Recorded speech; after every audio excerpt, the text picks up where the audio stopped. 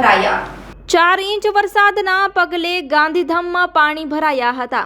અનેક નીચાણવાળા વિસ્તારમાં પાણી ભરાયા હતા। ગત રાત્રિના 2 કલાકમાં 4 ઇંચ વરસાદ ખાબક્યો હતો। વરસાદના પગલે વૃક્ષો પડવાની ઘટનાઓ પણ સામે આવી છે।